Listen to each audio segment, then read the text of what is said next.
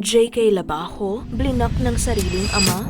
Maraming netizens at fans ang nahabag sa ibinahaging kwento ng singer-actor na si JK Labajo tungkol sa masakit na karanasan niya sa paghahanap sa kanyang biological father na isang German. Sa isang panayam niya kay OJ Diaz kamakailan, isiniwalat ni JK ang matagal niyang sugat, ang pag-iwan sa kanya ng kanyang ama noong sanggol pa lamang siya. Matapos ang ina ni JK noong 2013 dahil sa malubhang karamdaman, lumaki siya sa kalinga ng kanyang lola. Ngunit kahit puno ng pagmamahal ang natanggap niya mula sa kanyang pamilya, hindi pa rin niya maiwasang hanapin ang kanyang ama. Kwento niya, "I was able to find my dad's number. I messaged him. During that time, hindi ko alam sasabihin ko eh. Sabi ko, hi, my name is Juan Carlos Labajo. I'm not asking for any financial or material aspect from you. I just would love to get to know you." Tapos scene-zoned, block. Ang sakit kasi biglang nag-jump cut doon sa naramdaman ko when I was a kid na, bakit? Anong ginawa ko? Anong kasalanan ko? Anong mali ko? I was brought back to that feeling that I felt when I was 8 years old. When I had that first question of why.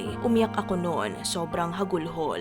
Matatanda ang noong 2020, tuluyan ng pinutol ni JK ang matagal na paghahanap sa kanyang ama. Napag-alaman niyang walang balak ang kanyang ama, nakausapin siya. Base sa impormasyon, Oliver Stolz ang pangalan ng ama niya na taga Munich, Germany. Dagdag pa ni JK, hindi naman ako nasaktan o nalungkot na di ko nakasama tatay ko sa paglaki kasi masigit pa ang pagmamahal na ibinigay sa akin ng aking lola, tito at aking ermats. Ang pinakamasakit lang sa akin ay yung wala siya sa mga panahong sobrang kinailangan siya ng nanay ko. Hanggang sa huli niyang hingalo, hindi man lang siya nagpakita. Sinubukan ni JK na makipag-ugnayan sa kanyang ama nang malaman niya ang WhatsApp account nito. Saad niya pa sa kanyang sunod-sunod na Instagram story taong 2020, "I messaged him 2 days ago asking if he was Oliver Stolz. The messages got delivered. Today I tried to message him again just to see that he blocked me. My father blocked me." Mensahe pa ni JK para sa ama niya, "Huwag mong takasan ang iyong responsibilidad."